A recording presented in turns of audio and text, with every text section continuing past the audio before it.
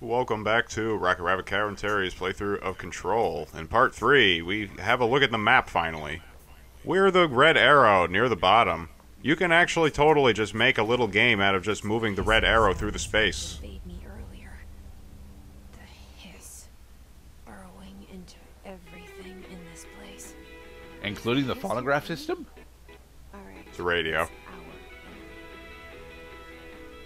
That babble's contagious. It burrows in like an infuriating melody that makes you go over and over. Sounds a lot like the background storytelling elements that were in... Oh, fuck it, what was it? Remnant. Remnant from the Ashes, yeah. I played a good portion. I played all the way up to the last boss of Remnant from the Ashes, but I couldn't get the multiplier.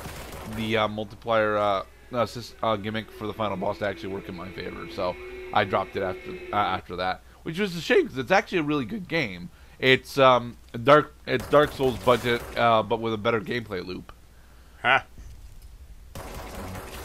Yeah, Dark Souls didn't really have the whole continuous babble, everybody's being possessed by a thing that this game and Remnant has got going on. Well, Bloodborne does, thankfully. Beware the frailty of men because their wills are weak, minds young. Yeah, I can see that. Are you here to see someone? Are you from New York City or just visiting? And how'd you find this place? If their answers seem blank, you better blank them to the blank, or it's your fucking blank. Remember, there's no such thing as too suspicious. Right. 64. Isn't like 64 the rumored no, the Roswell event was 70s, wasn't it? Roswell was 1947. Okay. I am very uninformed on popular conspiracy theories, Mr. Cloud. Well, I mean, on the subject of conspiracy theories, which largely is based on speculation and suspension of reality, you could say that the Civil Rights Act of 1964, which is the only event I can think of in U.S. history surrounding that year, is also tied to conspiracy theory bullcrap. It is.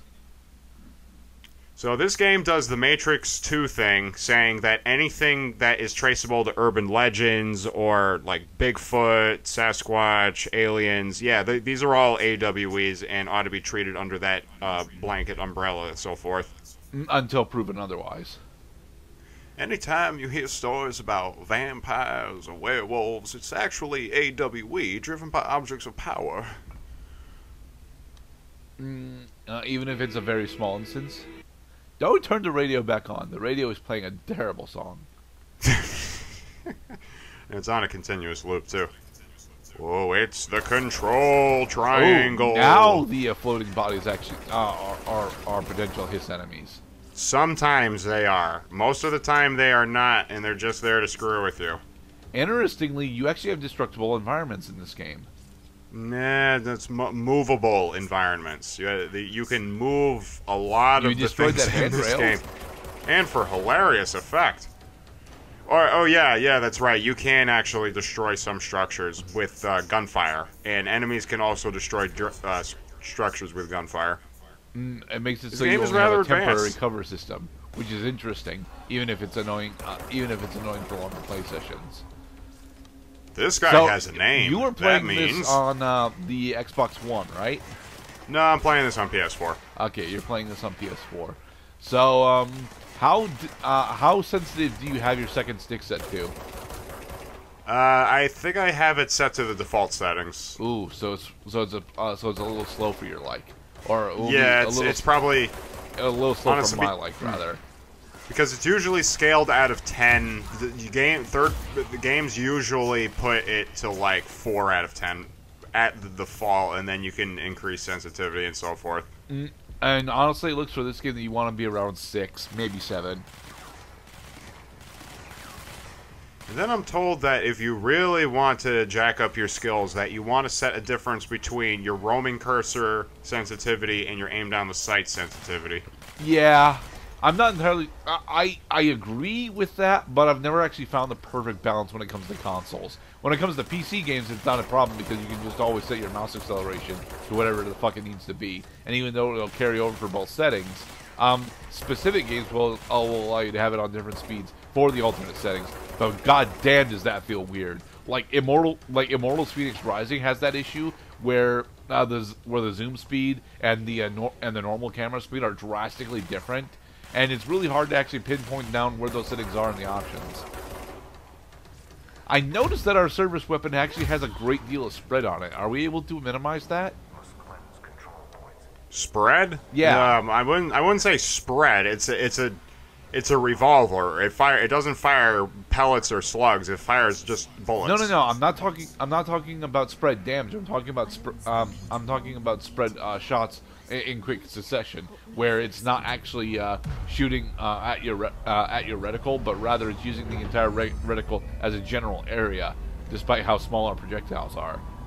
Yeah, that's a trope in these games. Is the more you move, the more you shoot in quick succession, the lower your accuracy. No, which is terrible when it comes to being introduced to these kind of mechanics.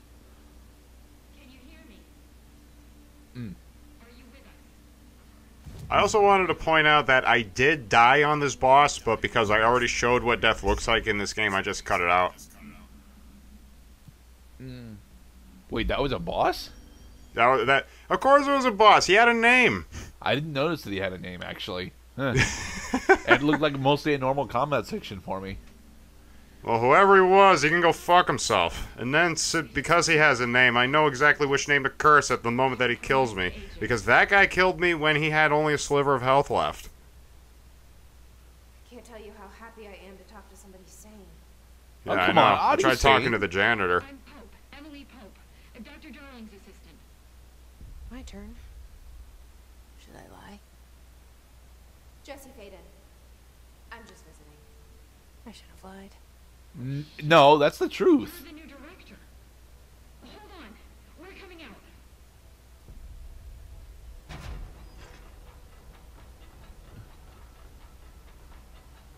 I don't understand why Jesse thinks that that's a lie. That's actually the truth. She's not really here for the job interview. She's here to infiltrate the bureau. Hey, Jesse. No, she said she should have lied. I'm Emily. Look, somehow this hostile force, this hiss, that works. Somehow the hiss managed to infiltrate the building without any warning. And just like that, my name for it is official. The hiss. Like the sound of poison gas leaking in. Do we need to zoom in on her face for this? It seems to have spread everywhere and to everyone not protected by an HRA. And, extraordinarily, you. What about Ati? You Ati wasn't are corrupted. director, and that makes you special by definition. Well, Ati was talking to himself in a language we didn't understand. Because we're from the U.S. We only speak English.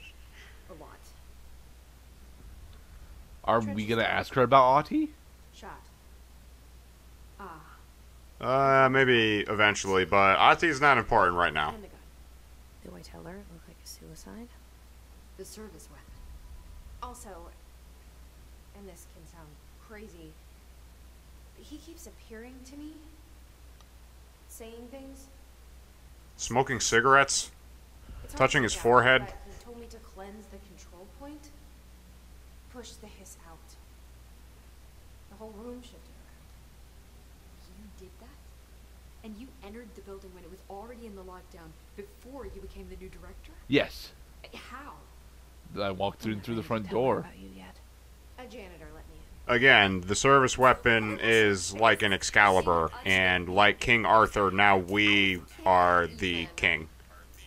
Look, Jesse, I have a million questions, and you probably have a million more. I only have a couple, actually. Do you know my brother Dylan? Not yet. But there's something I need to ask you to do first.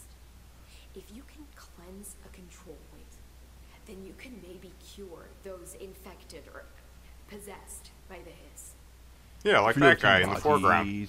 Our options are very different. Emily Pope. Hey, you, get off of my cloud. Hey, you, help me get down. But I can't trust her yet. Or rather, the bureau she's a part of. Yes. I can try. So these inner monologues are supposed to be happening in negative time, right?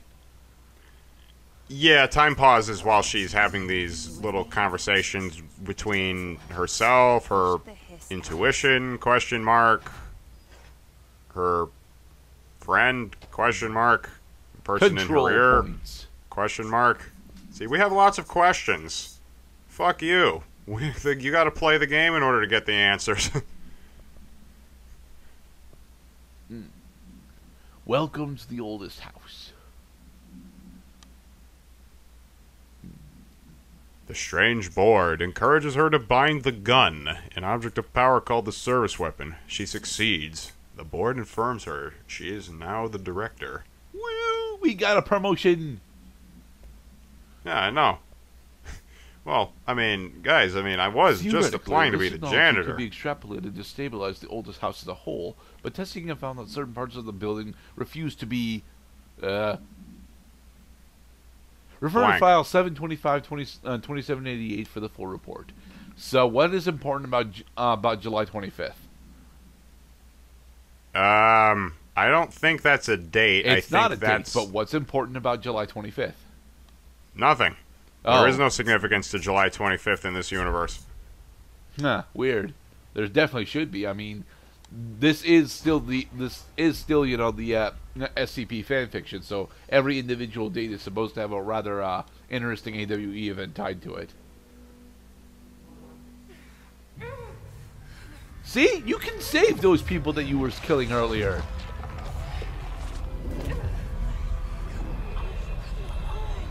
Wait for it.